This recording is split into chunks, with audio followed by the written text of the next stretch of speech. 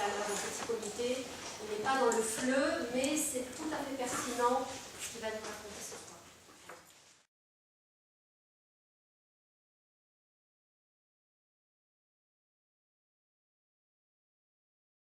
Merci Marie-Angèle. Bonjour. Bonjour. Alors effectivement, comme beaucoup de gens du fleuve, je ne suis pas originaire du fleuve, je me soigne, je me suis soigné, et j'ai peut-être même été embauché au début des années 80 par Francis de Bizère au Belge, parce que je n'étais pas dans le fleuve, je ne savais pas ce que ça voulait dire d'ailleurs fleuve au départ, mais parce que je travaillais dans le domaine de la communication. Au fond, c'était postulé que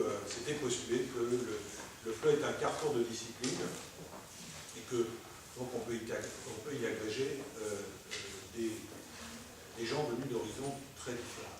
Alors, nous n'avons que 55 minutes pour couvrir un champ très large, qui est le champ de l'utilisation de la photographie dans la classe de langue, au sens très large du terme.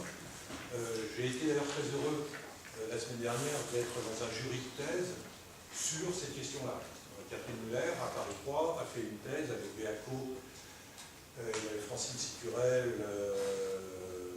Véronique Castelletti, par exemple, dans le jury, sur ces questions. Et moi, j'y vois le signe que progressivement, ces approches communicatives et créatives que nous avons initiées au BELC, alors pour les simulations globales, j'ai apporté l'un des livres que j'ai commis, que vous connaissez sans doute, les simulations globales qui sont nées dans les années, enfin, très précisément en 1976, l'année de la sécheresse en France, puis ensuite le photo-expression qui va nous occuper aujourd'hui, eh bien, progressivement, ont reçu l'onction universitaire. Alors, pour aller très vite, comment c'est venu cette histoire d'utilisation de la photo dans la classe de langue? Il se trouvait que dans les années, à la fin des années 70, moi j'étais prof, j'étais enseignant dans ce qu'on appelait à l'époque une classe BNQ. Je ne sais pas si vous voyez ce que c'est. BNQ, c'était bas niveau de qualification. Quand les élèves avaient bas niveau de qualification, en général, ils étaient morts scolairement. Et donc, je suis arrivé jeune prof là-dedans, et je suis arrivé, je leur ai dit, bon, on va travailler. Moi, j'étais prof de français, ils m'ont dit, oula, doucement, hein, nous, on est nuls. Nous, on est nuls. Et effectivement, ils se réfugiaient dans cette nullité pour ne rien faire, parce qu'ils étaient en échec scolaire, évidemment social, évidemment souvent individuel, psychologique, étaient dans un état d'échec quasi total. Et je ne savais absolument pas comment les faire travailler, surtout que les activités classiques ne les intéressaient pas et ils y échouaient. Et au même moment, à l'époque, il y avait une émission à la télévision sur FR3, sans doute l'émission la plus courte et en même temps la plus géniale du PAF de l'époque, une émission qui s'appelait Une minute pour une image. C'était une émission d'Agnès Varda, vous savez, la cinéaste de la Nouvelle Vague, qui présentait plein cadre à la télévision une photo, souvent une photo de quelqu'un connu, genre Douaneau, Cartier-Bresson, Vichniac, mais pas forcément.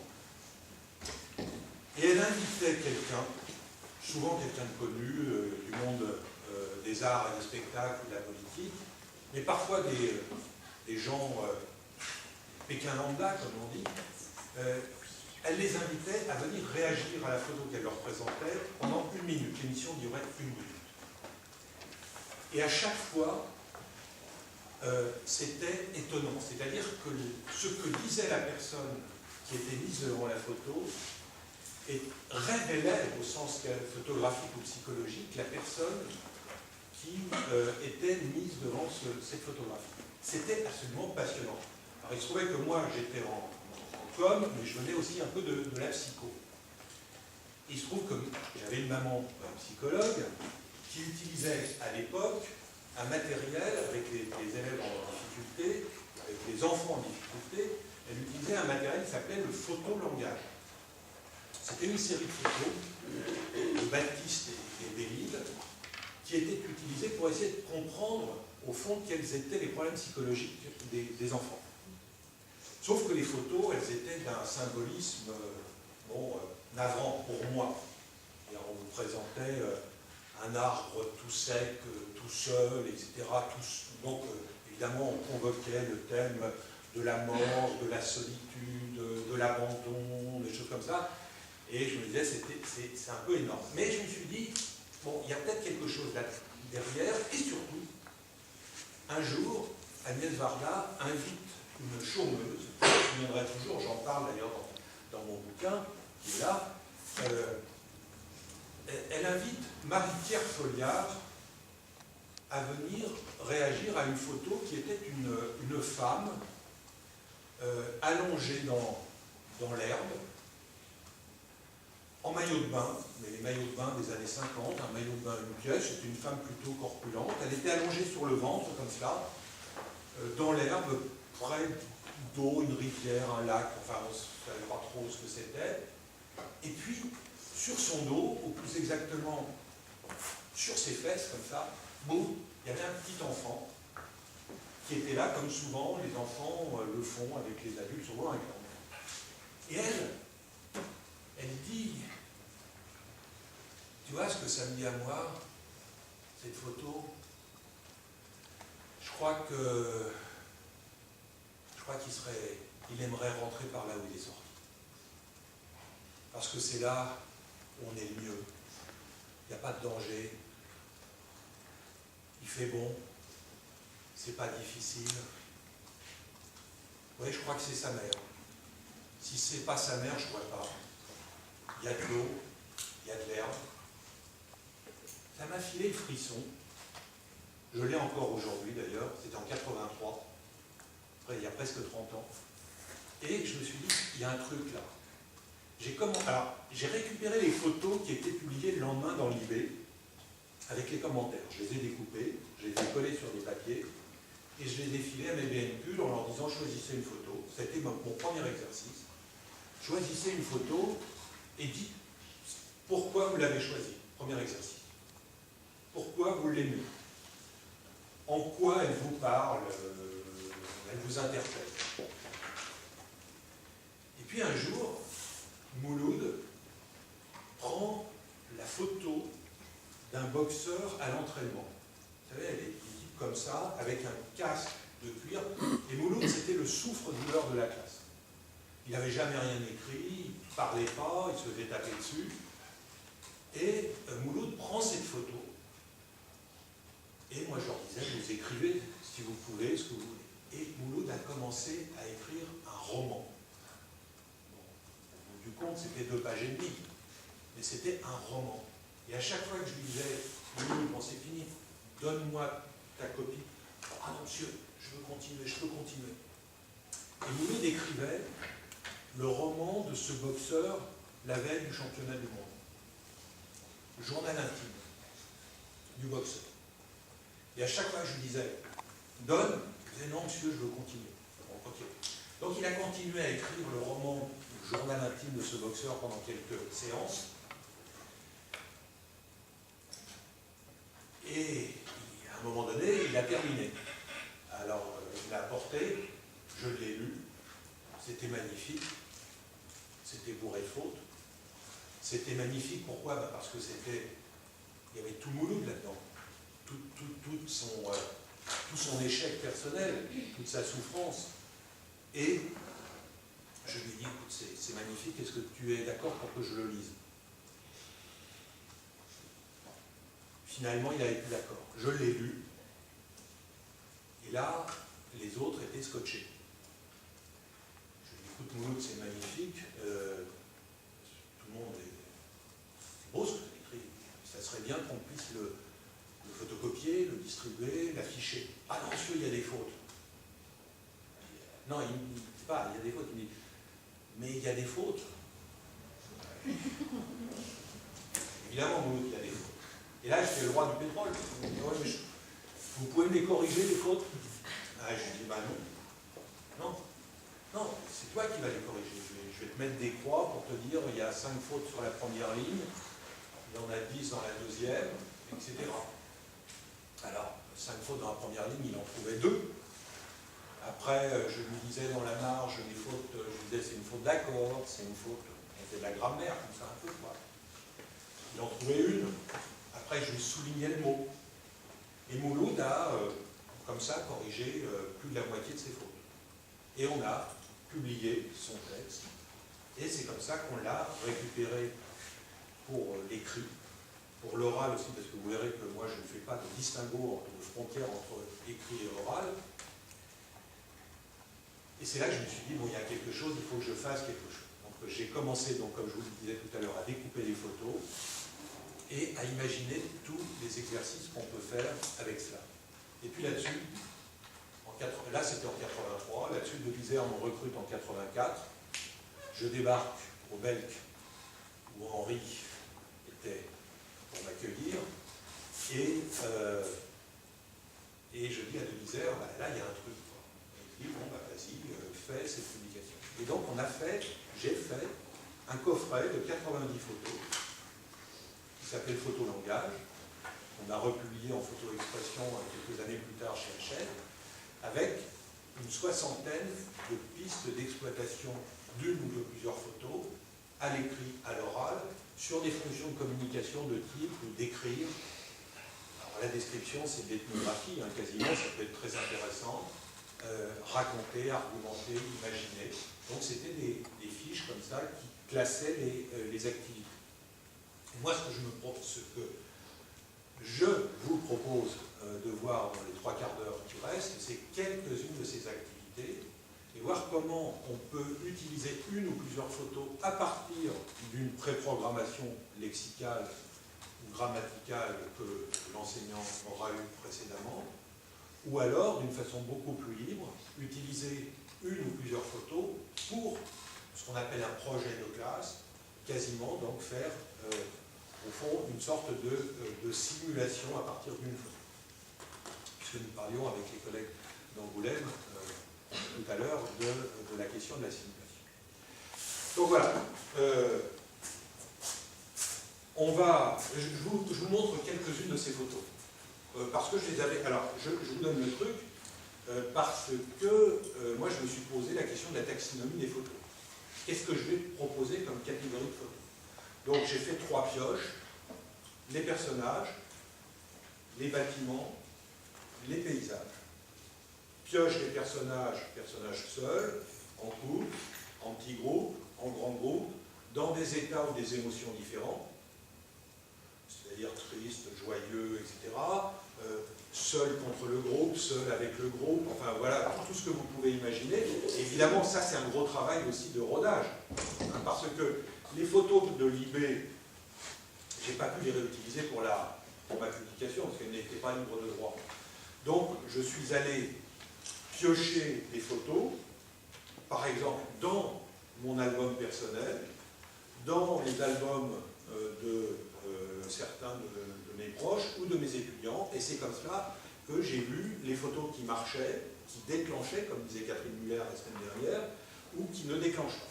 Donc photos de personnages, photos de bâtiments intérieurs-extérieurs, domicile privé, bâtiment public, et puis photos de paysages, toutes sortes de paysages, donc essayer de varier. Le premier exercice serait, si on le faisait ensemble, par exemple, pour que vous vous présentiez autrement qu'en disant bonjour, je m'appelle Francis Siège, je suis professeur des universités à Paris, etc. Pas trop d'intérêt. Si je me présente à partir de cette photo-là en disant que je l'aime bien ou que je la trouve cliché ou touristico-touristique, ou regardez cette photo-là.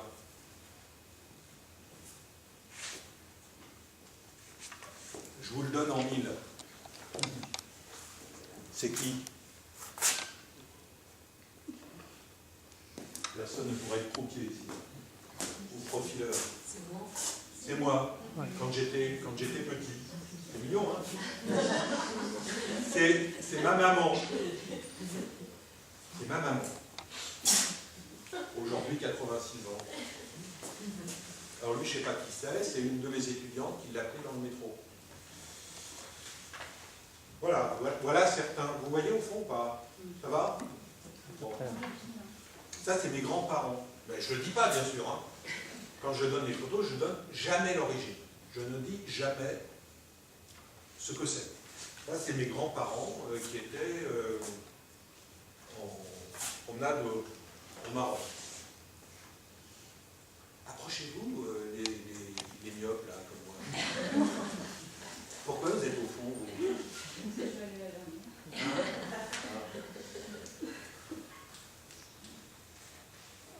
Voilà. Alors, il y a toutes sortes de photos. Mon arrière-grand-père. Regardez celle-là, elle est belle, non? Là, par exemple, on pourrait très bien imaginer quoi? Qu'est-ce qu'on peut imaginer avec une photo? Prof que vous êtes, dites-moi, qu'est-ce que je fais avec ça? On invente le dialogue de la petite fille avec la statue. Voilà, voilà. C'est le dialogue de cette petite fille avec cette femme de pierre. Et ça commence par, c'est qui? C'est la mère ou... Non, on va dire, c'est la petite, elle dit quoi? Vite. Elle dit bonjour, pourquoi tu bouges pas? J'aimerais bien un câlin. Elle répond. Qu'est-ce que tu as fait pour le mériter? Qu'est-ce que tu as fait pour le mériter? Elle répond. Elle dit encore. Après, qu'est-ce que tu as fait pour le mériter? Elle dit encore.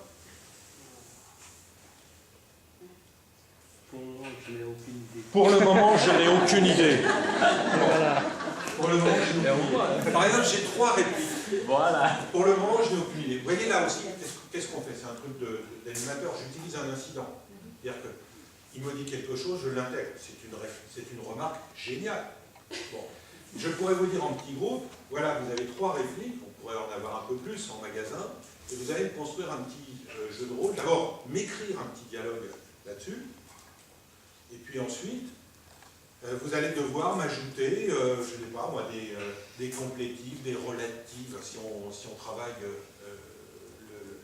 la grammaire, on n'est pas obligé, mais vous allez m'ajouter du qui, du quoi, ou des adjectifs, etc. Et on va, comme cela, pouvoir faire une activité. Ma tante, normalement je ne le dis jamais, hein, mais c'est ma tante religieuse dominicaine, que j'aime beaucoup, elle est décédée. Voilà. Donc, c'est pour vous dire que j'ai beaucoup pioché dans mon album personnel.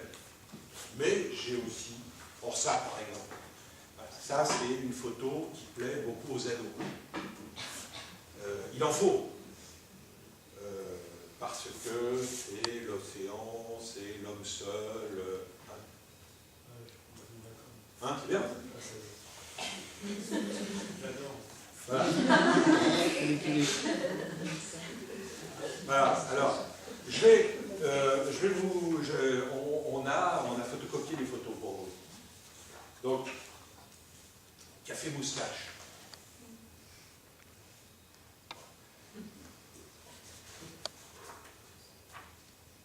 Les amoureux sur les bancs publics. Ça, c'est moi. Non. Voilà. Hier, tout à l'heure, je parlais de la possibilité de faire des simulations avec une photo. Imaginons, nous sommes là, sur cette barque. Et c'est formidable, c'est une barque. Et vous allez prendre une identité et vous allez expliquer quelle est la situation qui vous aide, etc. Et on part. On est voilà. Alors, bah ça c'est la photo de ma maison de campagne, mon ancienne maison de campagne. Tu te souviens, Jean-Paul? Oui. Bon. Il y avait la maison en face, oui. Et voilà. Donc, ah bah. Hein, là, ça motive les jeunes. Hein. Ça, c'est ma station de métro. Anatole France. Et vous avez une pub erreur de jeunesse. Bon. Voilà, alors,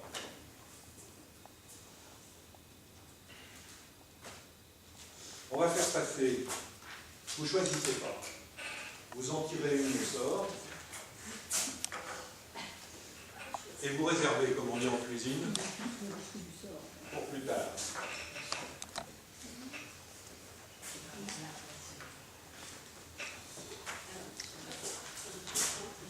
Moi j'en ai fait 30 aussi, donc il y en a 60. Donc, alors,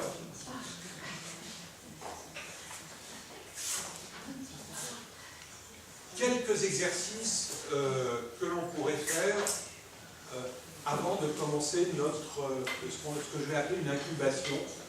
À partir d'une photo, on va incuber différentes activités.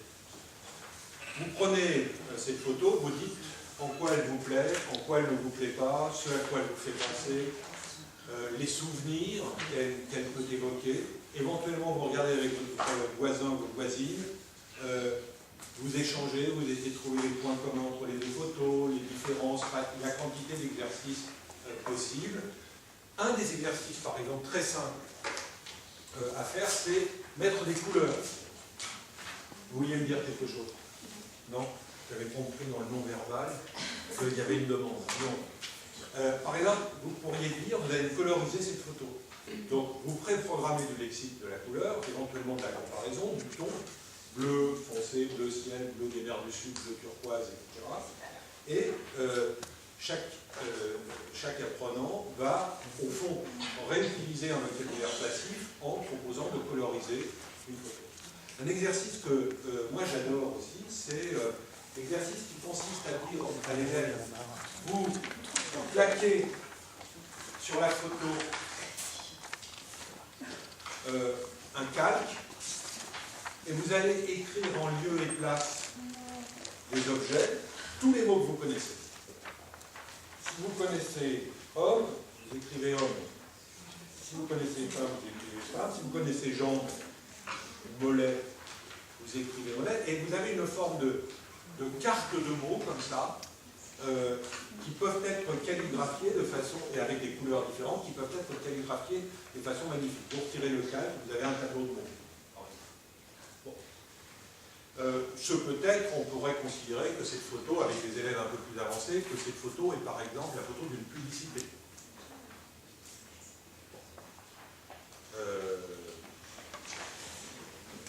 Soit en illustration directe, soit en illustration secondaire.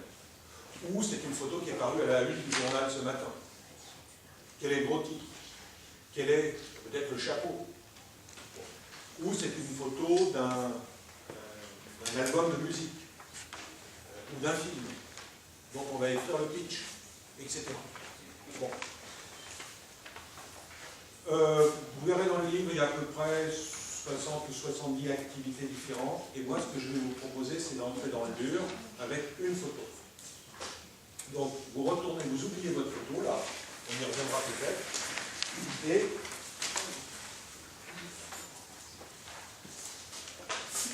j'ai choisi une photo pour vous, c'est la photo traditionnelle que j'utilise quasiment tout le temps dans ce genre de situation, c'est une photo que j'appelle de démonstration, c'est une photo qui a été prise d'ailleurs il y a longtemps par une collègue, Henri-Françoise Cochon, je ne sais pas si tu t'en souviens.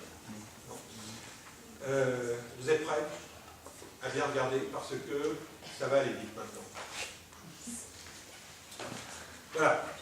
On va faire ce que l'on appelle un inventaire à la Prévert. Et je choisis, moi, de commencer toujours l'inventaire de ce que vous allez me dire, voir, par le présentatif à l'imparfait, il y avait. Je pourrais utiliser, routiniser, il y a, il y aurait, il y aurait pu. Je pourrais routiniser un autre embrayeur, je me souviens, ou autre chose. Je propose, il y avait, vous allez voir, vous allez comprendre pourquoi. Vous êtes prêts? Alors regardez.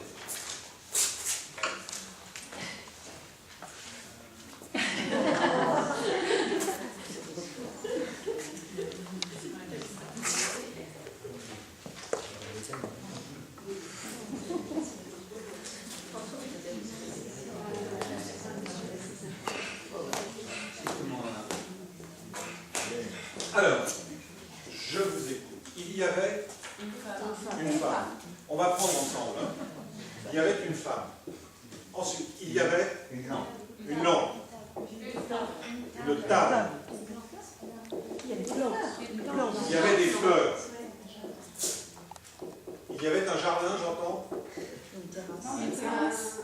Une terrasse. Alors il y avait un jardin. Non, j'ai entendu une terrasse. De l'ombre. Il y avait de l'ombre. Du désespoir. Du désespoir. Une main et une tête. De main. Un sac à main. Oh, c'est joli ça. De la solitude.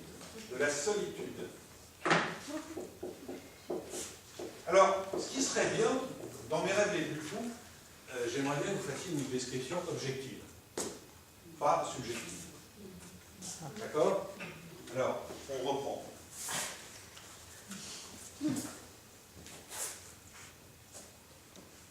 Parce que la description subjective, ça sera l'exercice suivant.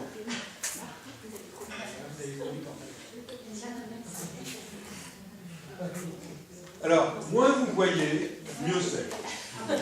Plus la photocopie est mauvaise, mieux c'est. Alors, il y avait Un gilet posé sur un sac. un gilet posé sur un sac. Comment? J'entends des contestations. Il y avait Un palmier. un quoi? Un palmier. Un palmier. Oui, il me semble. Ah, ça, c'est l'objectif. Il y avait un palmier. Il sortait de la boulangerie ou... Non. Non, un vrai. Un vrai. Il y avait Un corps. un corps au pied. Non, un corps humain. Un corps de chasse. Humain. Au pied. Une chaise. Non, un corps humain.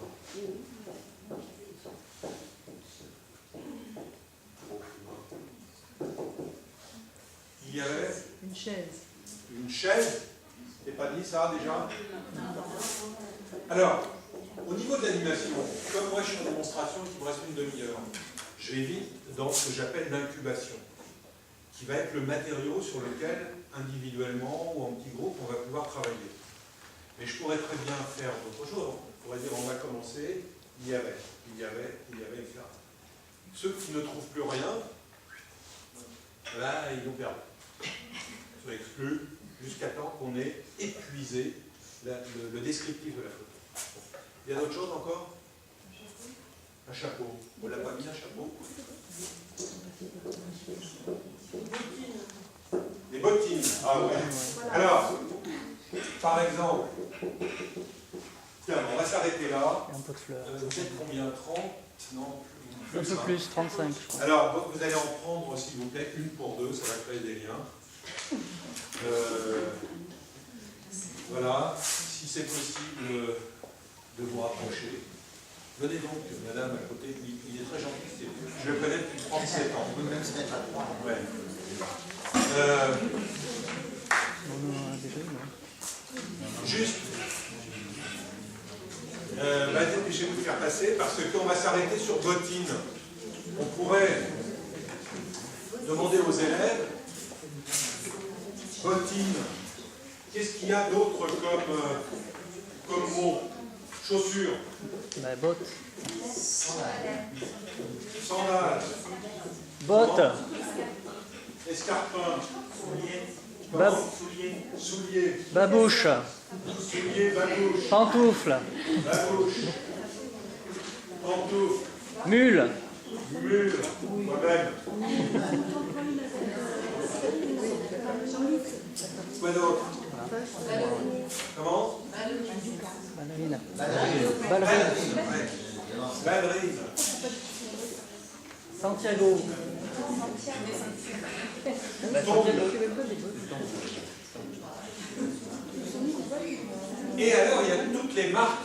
Parce que là, c'est quoi? Vous diriez que c'est quoi? Hein?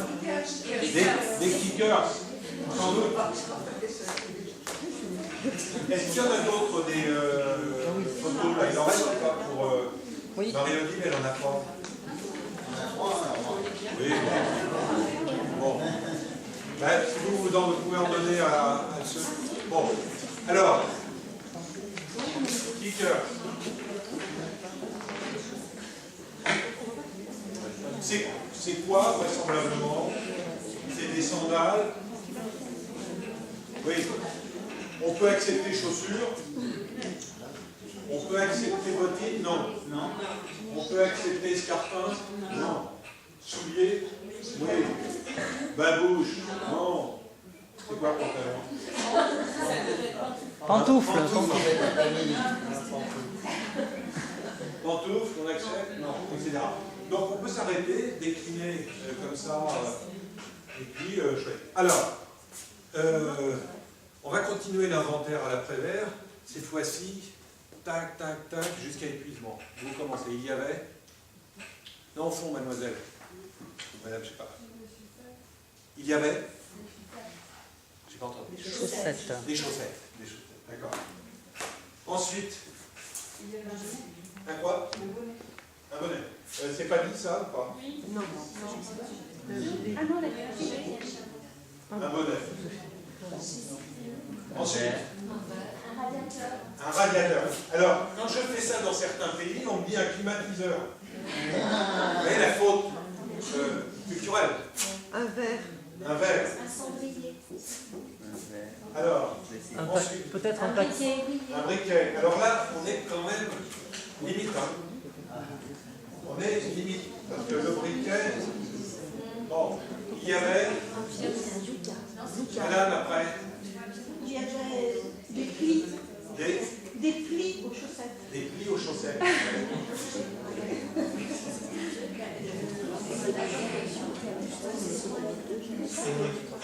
Ensuite, un verre de vin.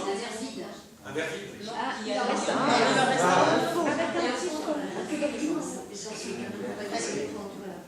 Alors, vous voyez, j'ai pas le temps, on va s'arrêter et on va exploiter ça. Mais vous voyez que là, enfin, l'objectif de l'objectif est impossible à tenir. Enfin, ce que je vous ai demandé une description objective, à chaque fois, on dit des choses. Si on dit un verre de vin, après tout, c'est peut-être de l'eau, du jus de pomme. Oui, certes, c'est un verre qui ressemble à un verre à, monsieur, cognac, voilà. Mais la réalité n'est pas réaliste, et peut-être que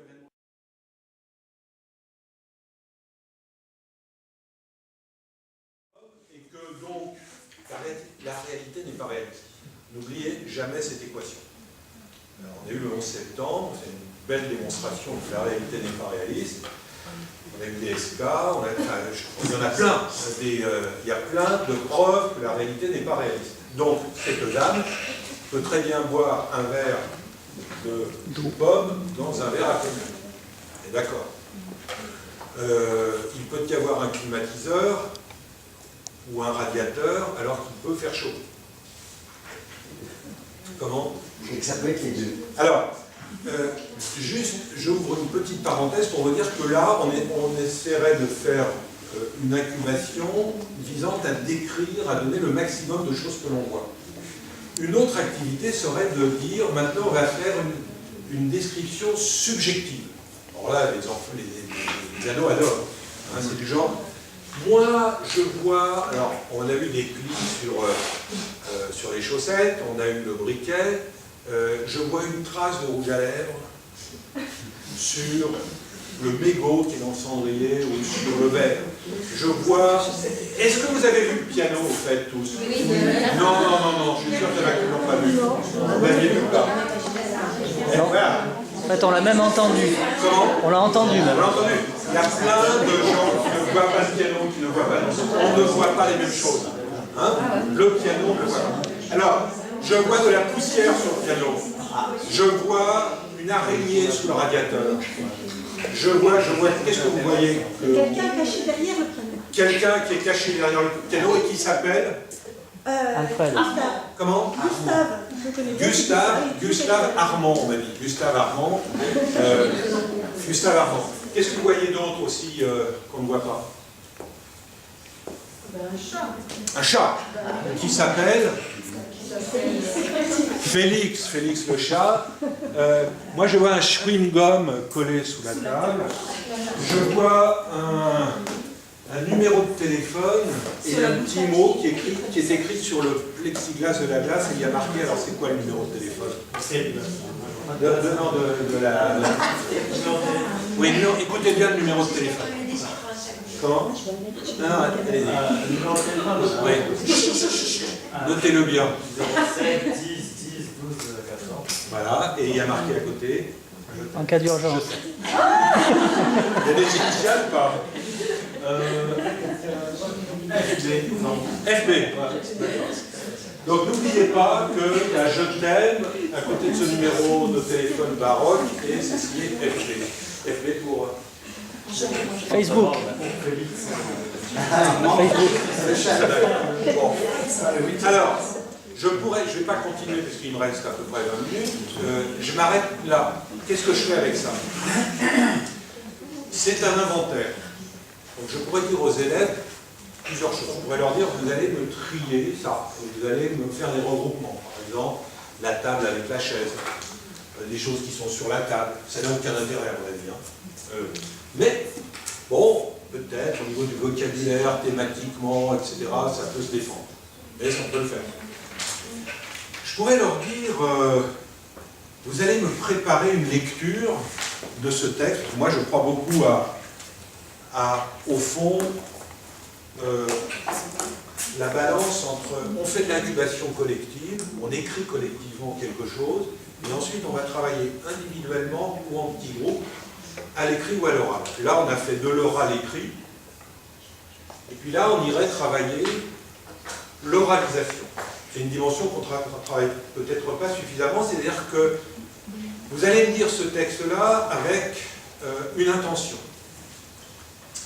En reprenant le « il y avait une femme, une lampe, une table, des fleurs, il y avait un jardin, non, une terrasse, de l'ombre, du désespoir, il y avait une main, un sac à main, il y avait la solitude, il y avait un gilet posé sur un sac, un palmier, un corps. Au pied? Non, un corps humain. Il y avait une chaise, un chapeau, des bottines, des chaussettes. Il y avait un bonnet et un radiateur. Il y avait un verre, un briquet, des plis aux chaussettes. Il y avait un verre de vin vide. C'est beau? C'est beau?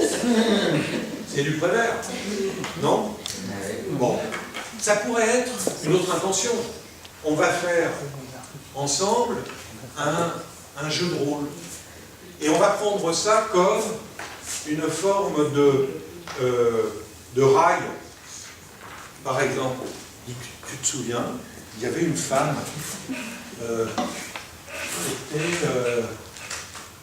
qu'il y avait une lampe, elle était à une table.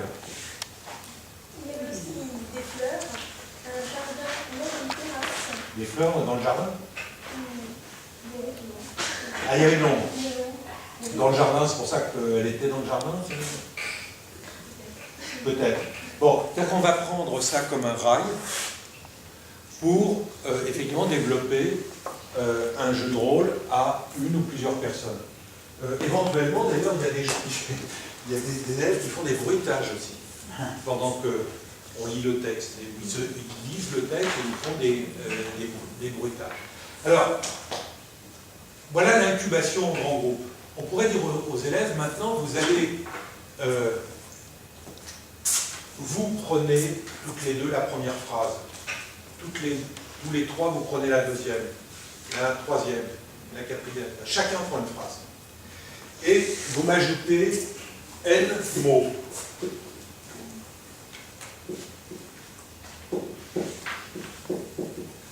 Je pourrais d'ailleurs spécifier la catégorie grammaticale. Ou alors, vous prenez, chacun prend ce texte, et vous m'ajoutez 50 mots.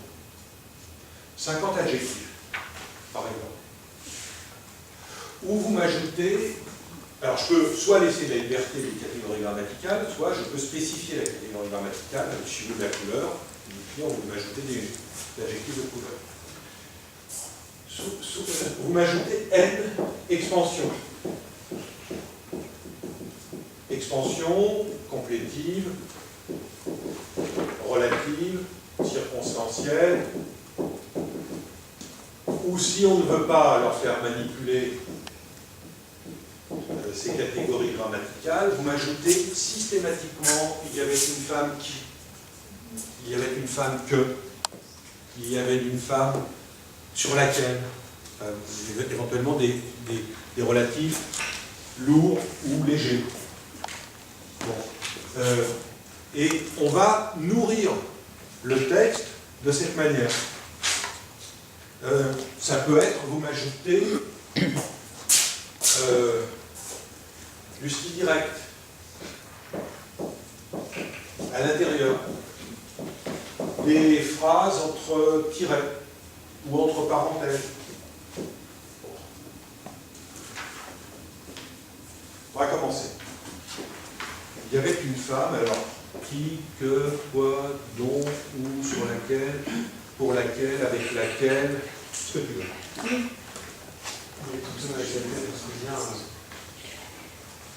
Il y avait une femme avec laquelle je serais bien parti. Ouais. Il y avait une lampe que j'aurais bien volé. Il y avait une table. Alors, on va sortir du qui gain.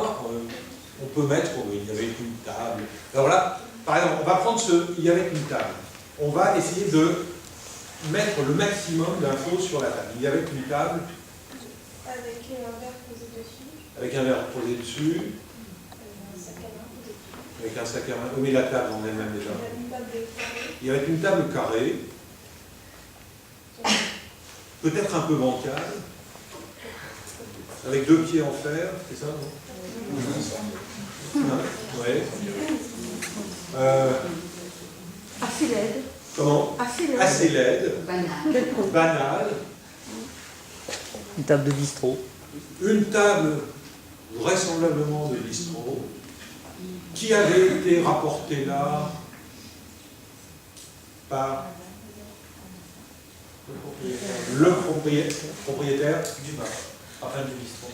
Le propriétaire précédent du bar, enfin du bistrot, ce fameux, entre parenthèses, ce fameux propriétaire que je n'aime pas du tout, et qui a fini en prison. Bon, etc. Donc, au fond, on peut s'amuser à gaver la phrase, et jusqu'à temps qu'elle soit tellement longue que, ensuite, l'exercice suivant, c'est quoi? Ponctué. Vous me coupez la phrase, elle est trop longue, et donc là on se pose des problèmes de syntaxe, de redémarrage de la phrase, parce qu'il faut la couper. Bon, ça peut commencer là, hein.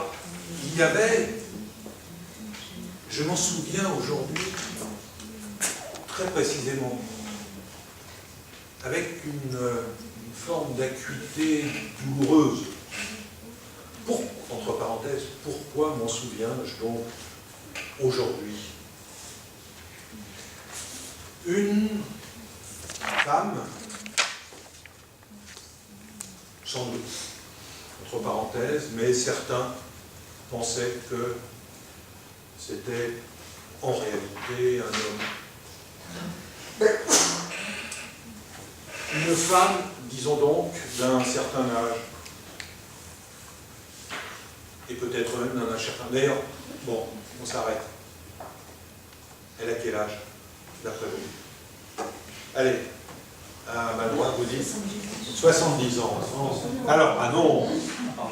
Alors, FB nous dit une gamine, c'est-à-dire 16 ans. 16 ans. 63. 40. 35. Alors, on est entre 15 et 70. Elle fait beaucoup plus que son âge. Elle fait plus que son âge. Ah oui. Voilà. Donc ça, dites-moi. 40. Bon, vous ne voyez pas, vous êtes au milieu. Bon, je pourrais faire des groupes en disant vous allez défendre l'option 15 ans, vous allez défendre l'option 40, vous allez défendre l'option 70, et vous allez me donner des arguments. Bon. Bien, donc vous voyez que là on a fait quelques-uns de ces exercices, mais on est loin du compte, parce que on pourrait, à partir de là, faire quoi? Je pourrais par exemple faire un exercice sur ce que j'appelle le hors-champ. Qu'est-ce qu'il y a à droite qu'on ne voit pas? Qu'est-ce qu'il y a à gauche? Qu'est-ce qu'il y a au fond, devant, etc. Vite. Qu'est-ce qu'il y a à droite qu'on ne voit pas? Un tableau. Un tableau. Qu'est-ce qu'il y a à droite? Un autre chat qui s'appelle Archimède. Qu'est-ce qu'il y a à droite qu'on ne voit pas? Un couple. Un couple. Comment? En train de dîner. Un couple en train de dîner. Madame, un couple homme-femme? Oui. Oui, Par madame. exemple. Par exemple. Donc, qu'on ne voit pas. Le tableau, il est de qui? Oh, c'est une croûte. C'est une croûte. Et c'est une croûte de qui? FB? De qualité. Qui l'a faite? Ah, ben c'est le fameux FB là, celui qui a laissé son numéro. C'est lui qui a fait son numéro, donc c'est lui qui a... Alors, dans quelles circonstances ce tableau est-il venu s'accrocher? Alors, on va faire des hypothèses. Pour payer ses consommations. Première hypothèse, il a payé ses consos avec cette croûte. Deuxième hypothèse. Il l'a oublié tellement elle était mauvaise. Il l'a oublié tellement elle était mauvaise. Troisième hypothèse. Il était sous, il a laissé. Il était sous, il a laissé, oui. Il l'a offert à cette femme. Il l'a offert à cette femme. Qui aurait dû compter. Ah. Alors, qu'est-ce qui doit sortir partir très vite là, à 6h30? Personne? Bon, quelqu'un m'a dit tout à l'heure, je me demandais à 6h30. Ah oui, donc c'est vous qui choisissez, parce que vous allez nous laisser ça. C'est quoi? Donc cette croûte, vous choisissez quelle hypothèse? Ah, que c'est l'ancien proprio du bar qui l'a ramené avec la table. Donc c'est l'ancien proprio du bar qui est actuellement en prison, qui s'appelle comment déjà l'ancien? Jacques Charpentier. Jacques Charpentier. Charpentier. Okay. Donc, bon voilà. Qu'est-ce qu'il y a à gauche qu'on ne voit pas? Donc il y a deux consommateurs qui sont en train de manger aussi, un couple. Qu'est-ce qu'il y a à gauche qu'on ne voit pas? Un comptoir. Des clients à dîner. D'autres clients qui dînent. Donc là, on est en train d'aller doucement vers l'idée qu'on est dans un bar-restaurant. Est-ce que vous aviez cette idée-là? J'ai pas l'impression. Non. Bon. Vous étiez où, vous? À la maison. Sur la terrasse. Dans un domicile privé? Oui, oui. Oui, oui. Donc, mais c'est défendable. Et regardez la photo comme si c'était un domicile privé maintenant. Possible. D'accord? Bon, peut-être qu'au fond, c'est une ancienne serveuse ou patronne de bar, ou je ne sais pas, bon, nostalgique, ou elle s'est... peut-être, et même ça pourrait être où et quoi, ça. Donc on est parti sur l'idée que c'était un bar. Hein. Peut-être un piano-bar, restaurant. Ça pourrait être chez elle, ça pourrait être... Ouais. Dans un Henri, un buffet de gare. Oui, aéroport. Un aéroport. Maison de retraite. Mais bien sûr. Foyer pour jeunes abandonnés. Comment? Ou un foyer pour jeunes abandonnés. Un foyer pour jeunes abandonnés. Ça pourrait être aussi... Bon, allez, je vais vous dire, parce que tout à l'heure j'évoquais pour Henri l'origine de cette photo, je vous la donne. Cette photo a été faite par une collègue du ministère des Affaires étrangères qui s'appelle Françoise Cochot. Et en fait, est-ce que vous ne pouvez pas imaginer ce que c'est? En fait, je vous le dis, c'est une photo de plateau de théâtre. Et oui. Et c'est une pièce de théâtre qui ne s'est jamais finalement montée, mais pour laquelle il y a eu pas mal de répétitions. Et cette femme à laquelle vous hésitez à donner un âge entre 15 et 70 ans, c'est une des actrices françaises les plus connues. Ah. Non. Qui joue, Non, attendez, c'est... qui joue le rôle qui raconte l'histoire d'une cantatrice, plutôt d'une chanteuse populaire du début du siècle, grandeur et décadence, un peu comme Edith Piaf. Et là, c'est le moment évidemment, de la décadence, comme vous pouvez l'imaginer, où elle sombre. Et cette actrice, c'est pas Annie Girardot, c'est encore plus... Non, c'est... La plus connue. Non, Non, moi, c'est plus connu. C'est mon sexe symbole à moi. Suzanne Flon. Comment Suzanne Flon, oui, c'est ça, merci. C'est sympa, oui. Maria Cazaret. Catherine Deneuve. Ouais. Alors, elle est maquillée, elle est déguisée, elle est... évidemment, c'est ça la mise en scène. Oui. Mais oui, les mollets, on lui a mis des vieux bras avec des ça, etc. Bon. C'est Catherine Moinin. Voilà. Donc, en fait, la réalité n'est pas réaliste. Ce pourrait être un plateau de cinéma, c'est un plateau de théâtre. Bon, comment? Là, c'est décevant, hein. Vous m'avez cru ou pas? Non. Oui. C'est surprenant parce qu'elle fait toute ta Mais bien sûr, c'est pas Catherine Deneuve. Ne bougez pas Catherine Deneuve. C'est en fait réellement un bistrot, le bistrot de l'Étoile. Tu te souviens du bistrot de l'Étoile à Saint-Marc, Henri? C'est le bistrot de l'Étoile un matin à Saint-Marc. Bon. Donc, non mais c'est pour vous dire que tout est possible. Tout est possible. Bon. On était à qu'est-ce qu'il y a à droite, qu'est-ce qu'il y a à gauche, on pourrait aller, qu'est-ce qu'il y a au fond, qu'est-ce qu'il y a en dessous, qu'est-ce qu'il y a au-dessus, il me reste 5 minutes, je ne vais pas le faire, mais je pourrais vous dire qu'est-ce que l'on sent. Vocabulaire, qu'est-ce que l'on sent? Du café, l'odeur. Alors, on pourrait décliner parfum, odeur, senteur, Roland, remue, effluve, remonter, etc. Alors, pas grand. Il y a, on va dire, l'odeur. Alors, on pourrait qualifier l'odeur du café, l'odeur. Attends, l'odeur du café. L'odeur. Acre. Du café. Pas de café, quoi. Bon. Alors, la cigarette, l'odeur. Le parfum, le parfum en terre. Alors, on va y aller. Le café, la cigarette, on sent quoi encore? Les croissants. Les croissants. La blanquette de veau, ça c'est la blanquette de veau. Alors. La blanquette de veau, le plat du jour du couple.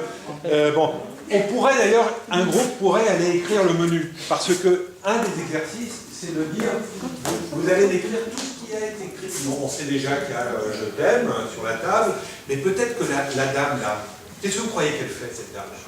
Elle attend.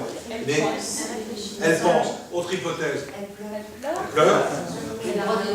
Autre hypothèse.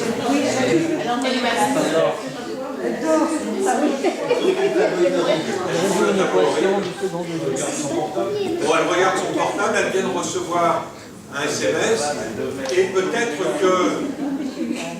qu'elle est écroulée de rire. Non. Et pourquoi non?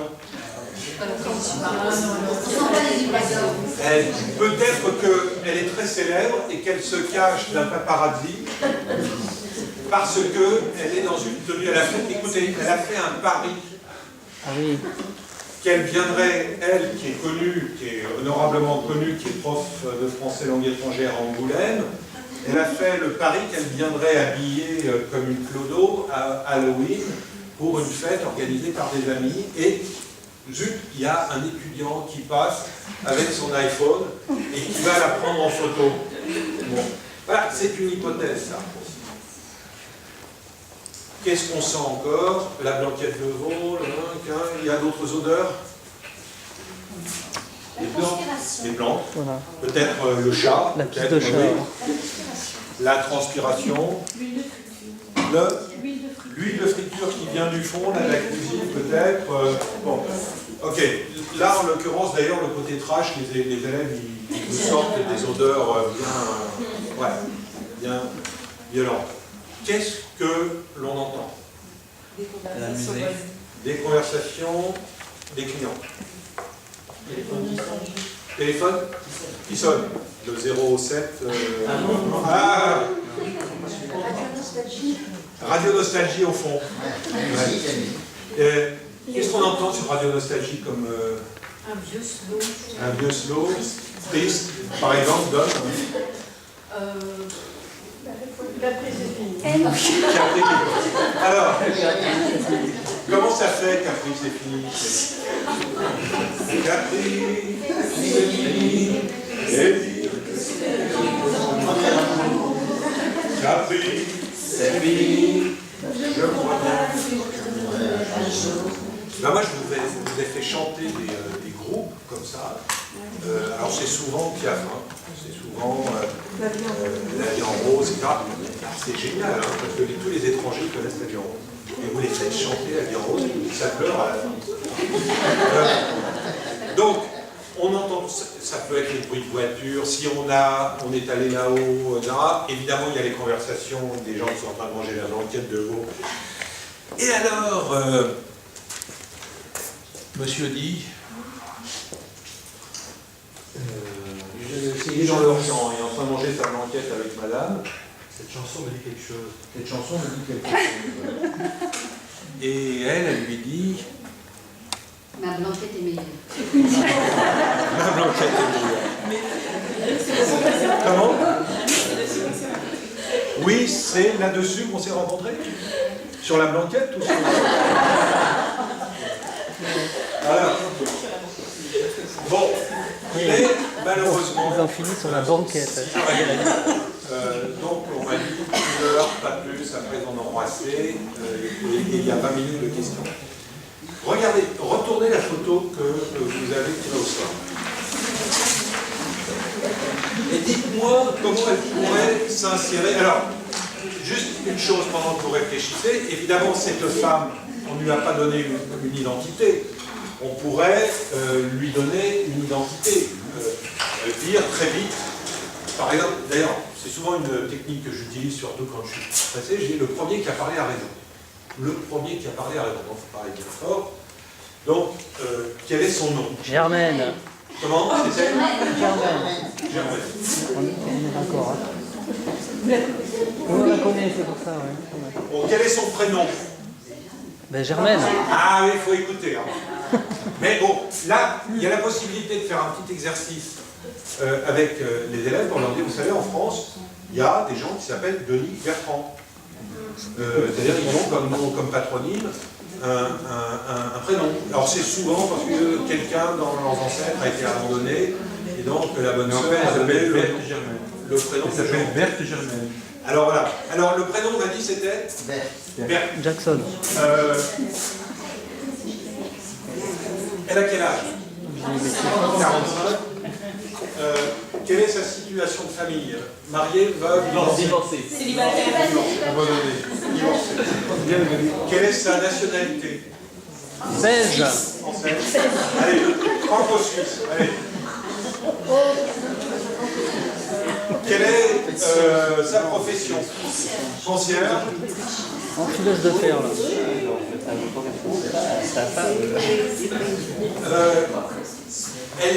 Alors, est-ce qu'elle a des enfants? Non. Oui. Combien? 2. 3. 2, en fait 3. Comment on peut... Elle attend le troisième, d'accord. C'est une grossesse un peu tardive, elle attend le troisième. Donc, vous voyez comment on utilise un incident. 2, 3, je prends, et on va trouver la raison, comment on peut... Elle en a abandonné un coup.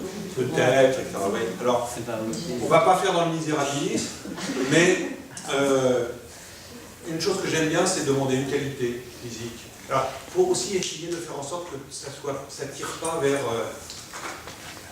du misérable. Donc le prof, animateur, il doit aussi, à un moment donné, pour qu'on ait du plaisir à travailler, à retrouver cette personne, il faut lui donner des qualités physiques. physique, intellectuelle, psychologique. Elle est concierge peut-être, mais elle a peut-être fait une thèse d'anthropologie sur le pain à travers les âges. Je ne sais pas pourquoi. Peut-être que... Il y avait un bouquin comme ça, de l'édition 1, peut-être qu'elle est écrivain, etc. Donc le prof, quand il voit que ça part dans du glauque, il va programmer du positif, de façon à ce que on soit content de la retrouver et d'être leur compte. D'éthique. Elle dit souvent c'est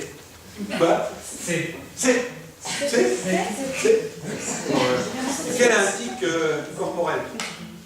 Elle a un tic corporel. Elle a un tic corporel. Elle se ronge les ongles, non? C'est quoi? Elle passe la main dans les cheveux. Elle passe les mains dans les cheveux. D'accord. Donc, ça caractérise. D'accord. Alors, je vous ai dit, vous retournez vos photos. C'est qui, c'est quoi, par rapport à notre histoire, que l'on inclut. Bah, c'est peut-être ses enfants, c'est peut-être, voilà, ses deux enfants, son mari, etc. Café Moustache. En fait, c'est un bar qui était réservé aux hommes. Elle s'est trouvée là accidentellement. Donc elle se planche. Voilà, alors regardez la photo, Café Moustache. Donc en fait, c'était un bar réservé aux hommes. Et puis bon, accidentellement, elle s'est retrouvée là. Ça peut être aussi l'ancien nom du bar. Le patron qui est en tôle là. Oui. Ben, peut-être qu'avant, ça s'appelait Café Moustache, que ça sera à nos agences de donner un nom, de rechercher un nom en disant, bon bah, voilà, nous on propose. Et une histoire, peut-être, une histoire qui va avec. Bon, donc, au fond, on n'est jamais en panne, parce que l'imaginaire va être excité à reconstruire du narratif à partir d'une photo, même si elle est très éloignée ça va être une photo qu'elle a dans son sac. On n'est pas, par exemple, il y a une activité qui s'appelle intérieur. Il s'agit d'aller faire l'inventaire de ce qu'il y a dans sa poche, dans le piano, dans son sac. Et on va dire dans le sac, bon, il y a tout ce qu'on trouve dans un sac de femme, vous savez, qui sont en général très lourds. Donc il y a plein de choses. Puis il y a deux choses qu'on ne trouve pas ordinairement dans un sac de femme, c'est là, dans son sac, un piano. C'est une tortue. Il y a une tortue dans le sac de Bert Germain. Ah, voilà, juste aussi. Germaine, c'est possible, parce qu'il y a des gens qui ont comme patronyme un prénom. Mais je peux dire aussi, exercice qui va faire manipuler l'alphabet, je vais leur dire, vous allez me trouver toutes les manières d'écrire Germaine et autres mots. Alors, par exemple,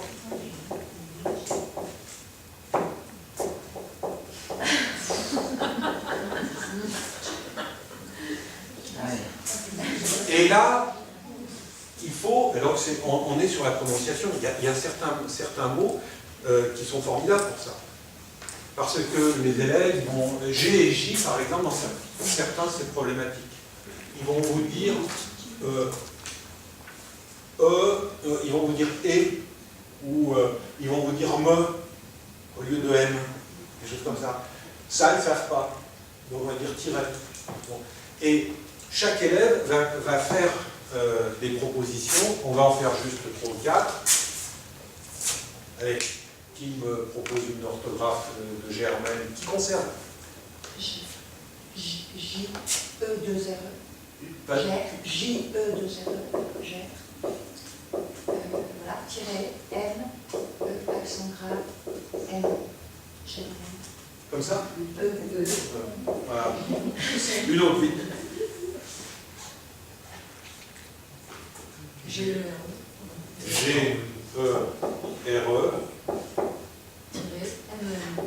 M-E-N. Et pas forcément... Sans E. Ah, sans E. Men. Ah ouais. Alors, suivant ce sur quoi on va déboucher, ça va être une autre histoire. Ça va être déjà une autre charge biographique. Et évidemment, elle est mariée à Monsieur Men. Alors, il est anglais, ou il est allemand, ou néerlandais, etc.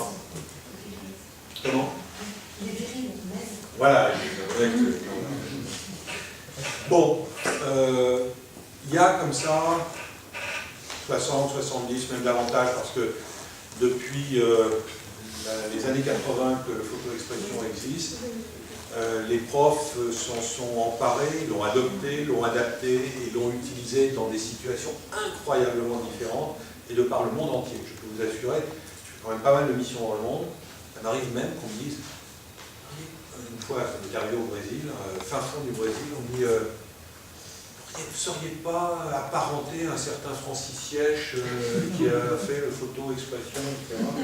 C'est moi. Et alors, un truc, j'ai trouvé sur Facebook cette semaine, et Jean-Paul pourra en témoigner, une conversation sur un site qui est managé par Anouk Pouliken. Vous connaissez cette prof de FLE ou pas? Anouk Pouliken, qui est très bien et qui anime un site sur Facebook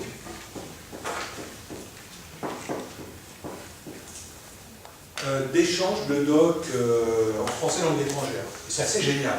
Il y a elle, il y en a d'autres de par le monde. Il y a par exemple en Argentine, il y a un site qui est vraiment très bien de prof, un blog qui s'appelle La chanson de la cigale.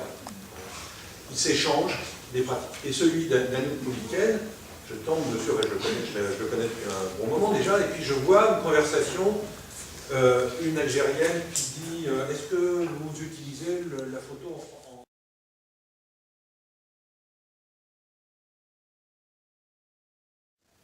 Alors, parce que Francis Sièche est venu et il nous a fait un truc, il nous a dit qu'on pouvait ramasser des photos à droite et à gauche, mais je ne sais pas quelle photo prendre. Et puis, il y en a un qui répond et qui dit Francis Sièche, ouais, ben moi je l'ai connu au début des années 80, etc.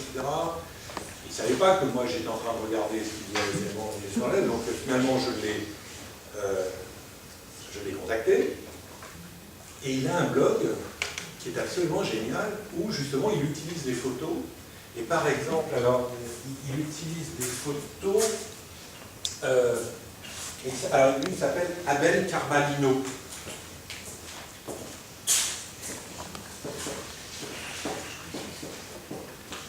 Et lui, il utilise d'autres types de photos que moi.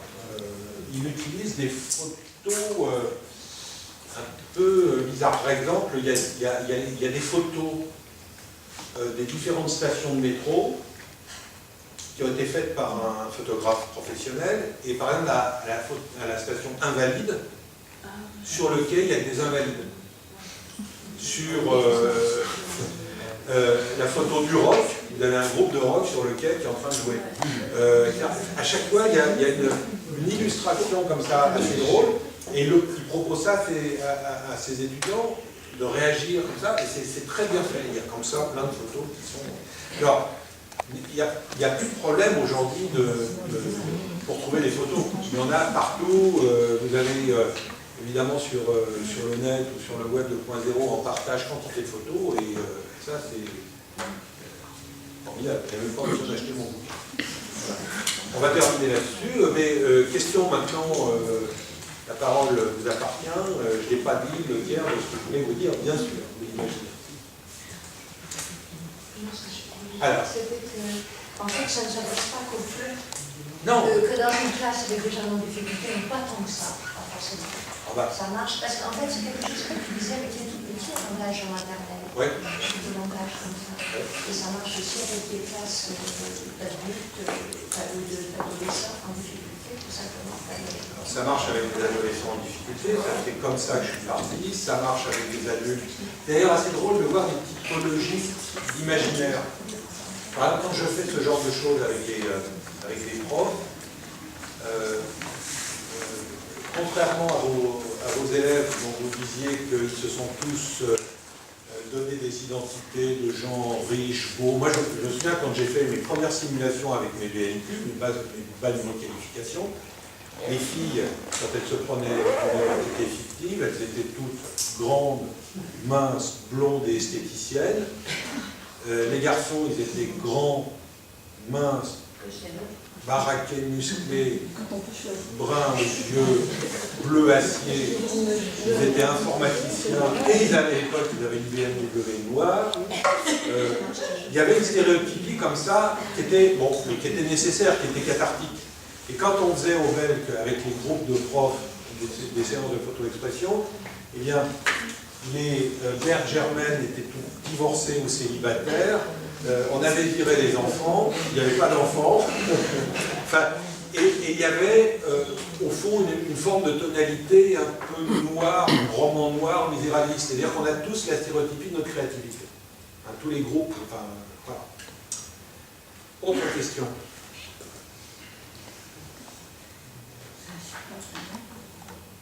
Oui, ça n'incite pas vraiment à l'arrêter non plus, là, le photo. Mais, sauf si c'est un tournage de film, sauf si c'est une espionne, sauf si elle a fait un pari, parce que vous êtes des profs et que vous êtes partis dans le truc noir. C'est misérabiliste, c'est elle est alcoolique, ah, mais elle est forcément, je veux dire, le mouvement de la tête, et enfin quand on se voilà, mais comme ça, enferrez-vous. Mais si ça se trouve, elle est en train de lire un texto, et d'ailleurs je pourrais vous demander, vous savez que le langage texto c'est génial en classe. Parce que pourquoi? Parce qu'on va être dans l'épellation. Si je fais par exemple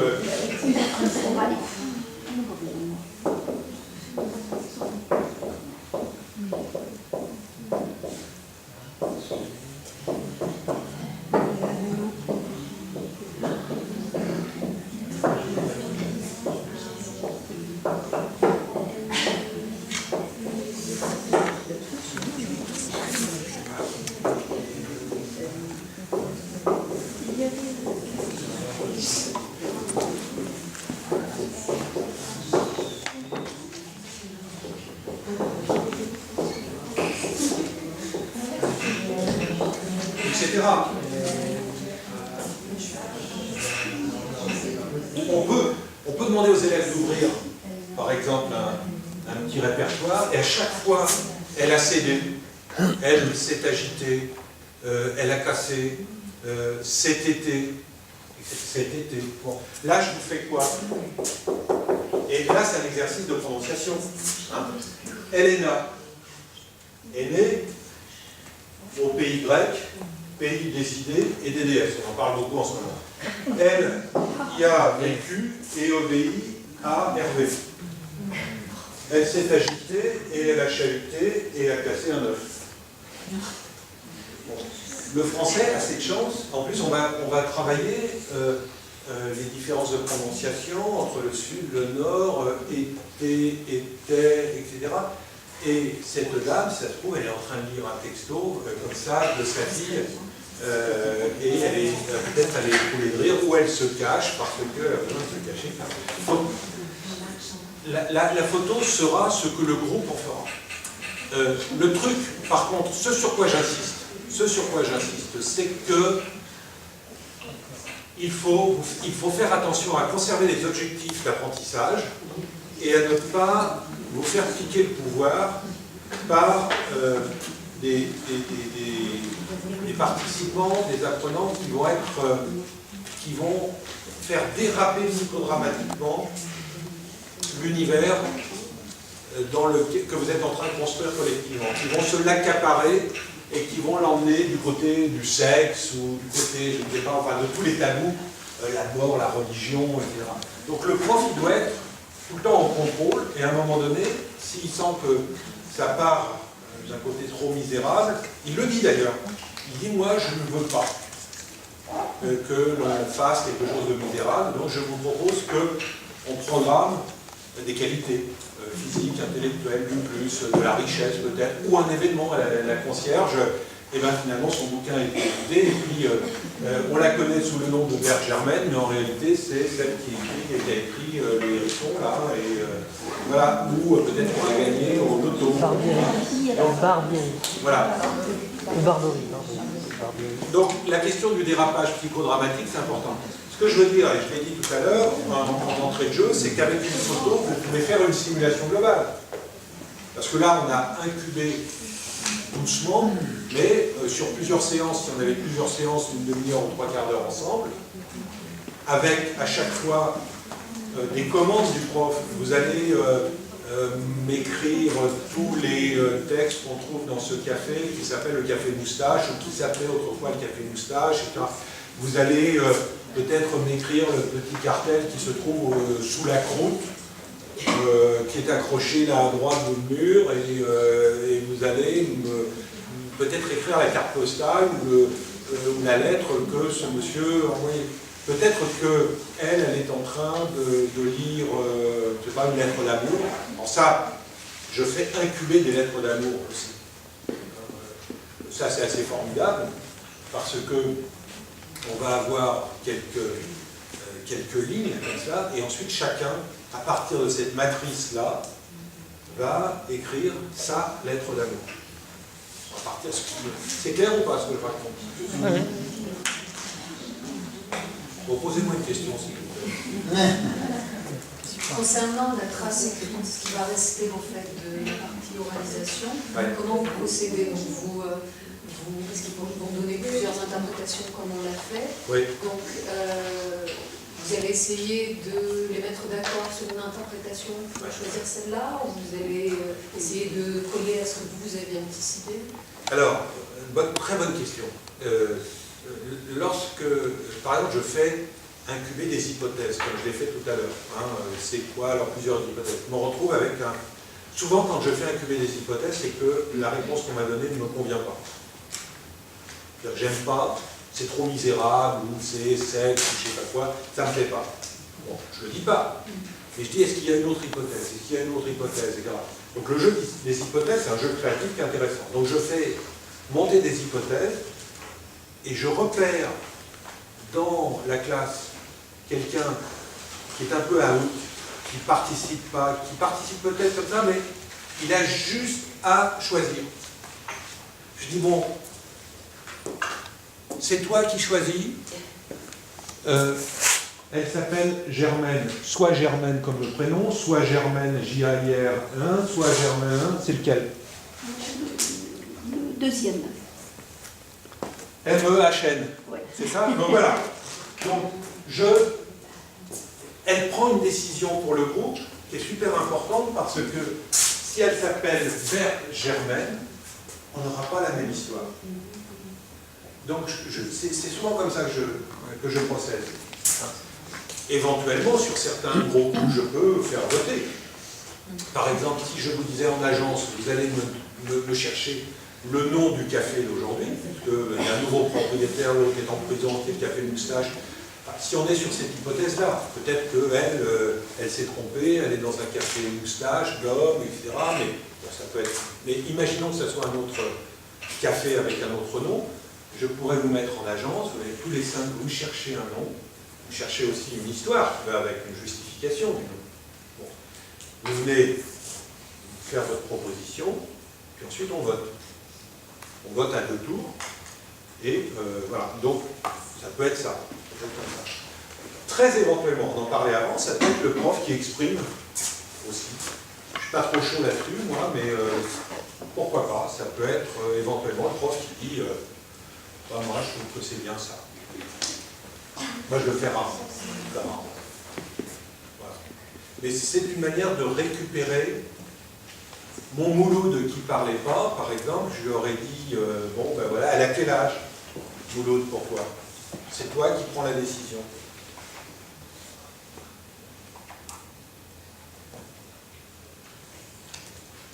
Une autre, oui. C'est une activité que vous programmez sur combien de séances? Moi, je ne programme rien. Moi, je n'enseigne pas en français langue étrangère. Je n'ai jamais enseigné en français langue étrangère. Et donc, moi, non. Par contre, je peux vous dire ce qui se passe depuis, je ne sais pas quelle année il est sorti, mon photo-expression en 87, je crois. Pas celui-là, le photolangage, 87. Il y a tous les formats. Il y a des profs qui utilisent ça. Ça dépend. Vous savez, par exemple, la notion de grand débutant, c'est. Si vous êtes grand débutant hispanisant, c'est pas la même chose si vous êtes grand débutant chinois. Bon, bien sûr, hein, c'est pas transparent, donc c'est plus compliqué au niveau de. Bon. c'est comme les simulations, il y en a qui utilisent ça tout le temps, il y en a qui font ça en manière de réemploi à la fin de l'année ou dans des moments un peu creux, après le match Barça-Real de Madrid, le lendemain par exemple les élèves ne veulent pas bosser, etc. Donc ou à Noël ou à la fin de l'année ils n'ont plus les bouquins, etc. Bon, maintenant, si vous allez voir, vous connaissez Café Crème 3 ? Café Crème, la méthode Café Crème. Bon. Moi j'ai participé à cette méthode. Donc chez Hachette, Café Crème, j'ai participé au niveau 3. Bon. Dans les méthodes, surtout les méthodes d'aujourd'hui, vous avez quantité de photos. Et le travail qu'on a fait, vous pouvez le faire avec les photos qui sont dans la méthode. C'est-à-dire que vous pouvez doubler la progression de la méthode, qui était voulu construite par les auteurs, par une utilisation, je dirais, une utilisation, ce que j'appelle les textes martyrs ou des photos martyrs. C'est-à-dire que vous prenez un texte, vous prenez une photo, et vous martyrisez cette photo ou le texte dans un sens qui n'est pas du tout prévu à l'origine. Mais vous allez le phagocyter, vous allez le transformer, vous allez le changer. Et vous pouvez faire, si vous regardez le livre du prof que j'ai écrit sur Café Crème 3, vous verrez que je surfe comme ça, de photo en photo, parfois avec les textes, pour construire des simulations. Donc, on peut le faire sur une petite séance. Par exemple, si je veux simplement activer du vocabulaire de la couleur, eh bien, voilà. Si je veux activer du vocabulaire de l'apparence ou du vêtement, eh bien, je dis, voilà, on a vu souliers, chaussures, manteau, bas, etc. À vous de peut-être de mettre les mots en lieu et place sur la photocopie ou sur le transparent pour dire, voilà, on a fait la description des intérieurs, eh bien, vous allez m'écrire les mots parquet, sol, radiateur, piano, table, chaise, etc. par exemple. Bon.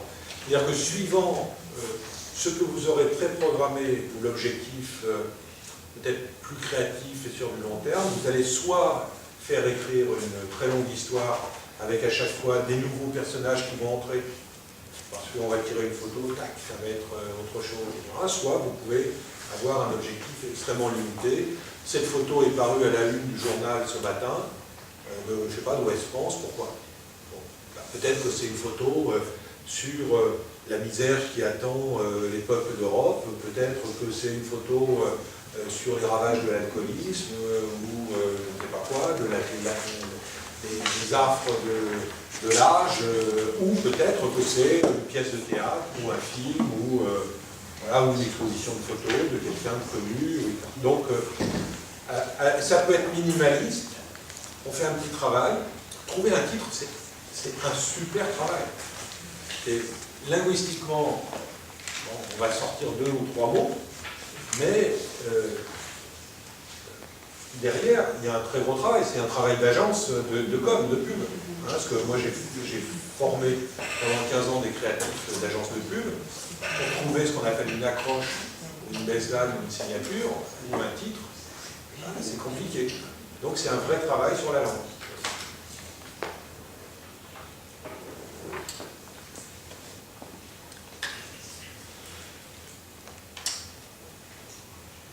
Est-ce que vous avez aussi travaillé avec des films, enfin, ou des images?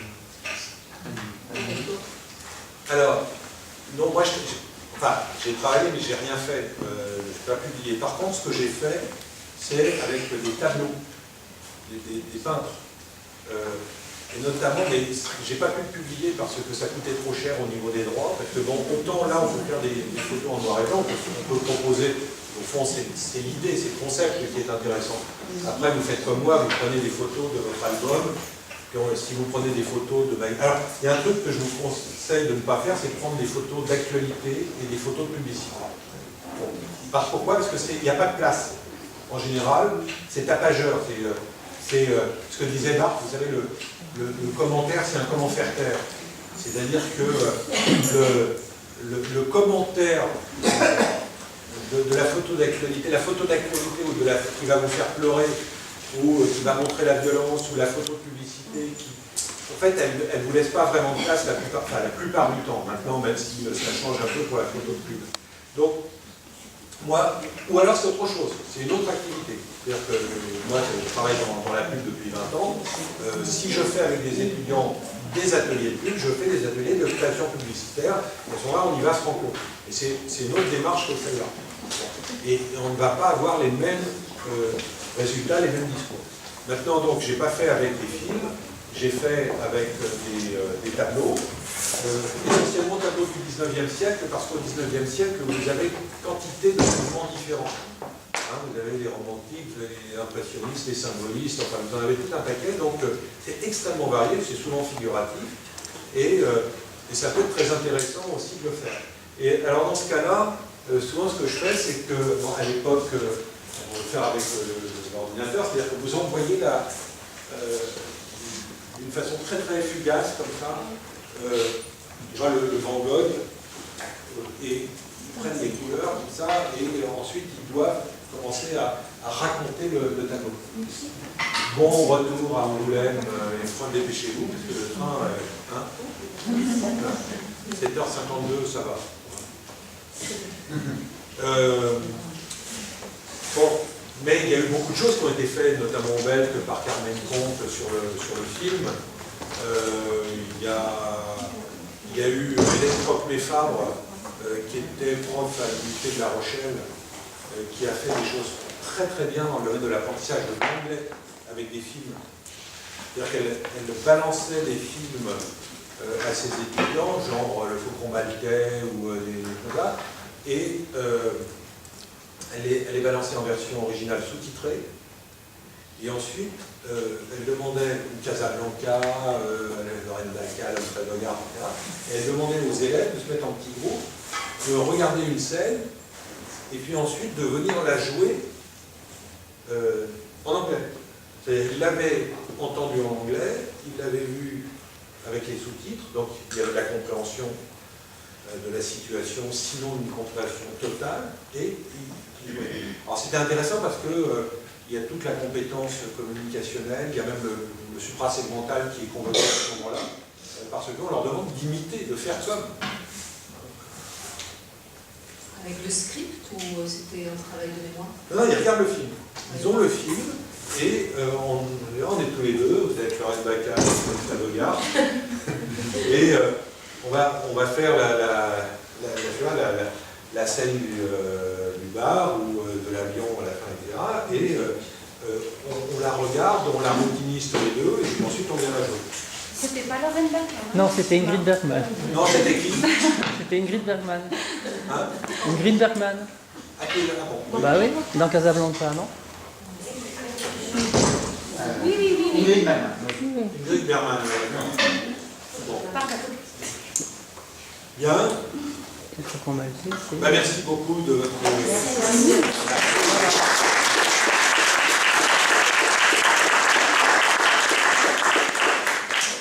Alors, le blog de Abel Carvalho s'appelle, vous le trouverez sur HTTP. Alors, j'ai donné mon adresse mail aussi. Hein.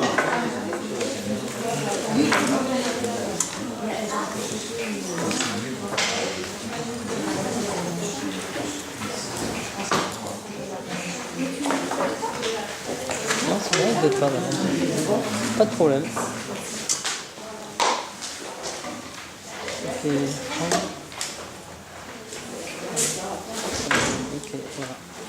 Je pense que vous travaillez sur des photos de famille, ça ne fait pas bizarre pour faire l'interprétation que vous faites. J'adore pouvoir vivre avec ma famille. Il y a mon père qui est mort, il y a ma tante qui est mort, il y a mes grands-parents, ils sont là avec moi. Moi, j'adore ça. Je comprends que d'autres, ça pose des problèmes, mais